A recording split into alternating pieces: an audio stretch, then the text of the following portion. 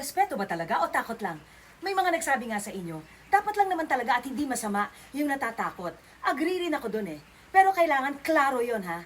Takot ang bata dahil naiintindihan niyang kailangan siya rumespeto, naiintindihan niyang kailangan siya sumunod sa mga magulang niya. So klaro yon.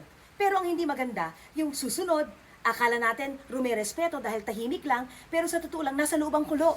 Pagkausap na, ka-video call ng mga kaibigan, kung ano-ano ang masasamang sinasabi sa mga magulang. Nakakaawa rin naman talaga tayong mga magulang. Kasi akala natin okay ang mga bata, pero sa totoo lang natatakot lang pala sa atin. So kulang din tayo sa paliwanag, kulang din tayo sa intindi. Kaya importante yung ganon. Tandaan ninyo, ang respeto is all about listening and understanding. So, iintindihin natin at susubukan natin intindihan kung saan nanggagaling ang mga bata at tayo ay dapat nagpapaliwanag din kung bakit sila kailangan rumespeto at sumunod para may understanding. At hindi yung, o sige na, para tumahimik na yung nanay ko, susunod na ako. O sige na, respeto yan eh. Pero hindi, grabe lumalaban ang utak mo at ang isip mo. Sobrang kasalanan din yun dahil kailangan totoo ang respeto.